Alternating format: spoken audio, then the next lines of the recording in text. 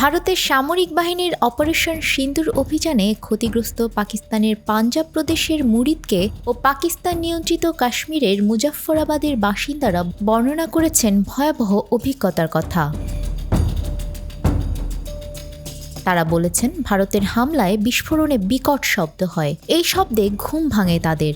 উপায়ন্তর না দেখে আতঙ্কে ঘর ছেড়ে পালিয়ে যান স্থানীয়রা।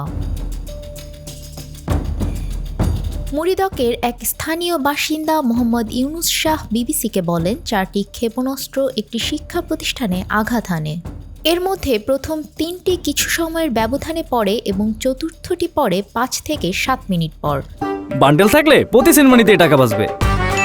বিকাশ সেনমানি বান্ডেল কিনে জিতুন প্রতি লেনদেনে। কমপ্লেক্সটিতে একটি স্কুল, কলেজ, হোস্টেল, চিকিৎসা কেন্দ্র ও মসজিদ ছিল, যা আংশিকভাবে ক্ষতিগ্রস্ত হয়েছে।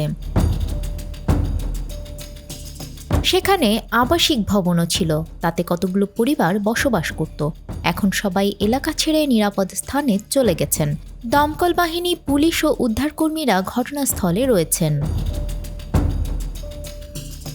মুজাফফরাবাদের বিলাল মসজিদের পার্শ্ববর্তী এলাকার এক বাসিন্দা মোহাম্মদ ওয়াহিদ জানান, আমি গভীর ঘুমে ছিলাম। হঠাৎ প্রথম বিস্ফোরণে ঘর কেঁপে ওঠে। রাস্তায় বের হলে দেখি অনেকে জড়ো হয়েছেন। এর মধ্যেই আরও 3টি ক্ষেপণাস্ত্র এসে পড়ে। চারিদিকে আতঙ্ক ছড়িয়ে পড়ে। তিনি বলেন, বহু মানুষ আহত হয়েছে। এর মধ্যে নারীরাও রয়েছেন। তাদেরকে নিকটস্থ হাসপাতালে নিয়ে যাওয়া হয়েছে। ওয়াহিদ বিস্মিত হয়ে বলেন, আমাদের স্থানীয় মসজিদকে লক্ষ্য করা কেন হলো বুঝতে পারছি না।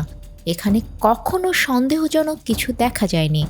বর্তমানে অনেক মানুষ নিজেদের ঘরবাড়ি ছেড়ে পালিয়ে যাচ্ছেন। চারদিকে চরম অনিশ্চয়তার পরিবেশ বিরাজ করছে। নিউজ ডেস্ক, আমাদের সময়।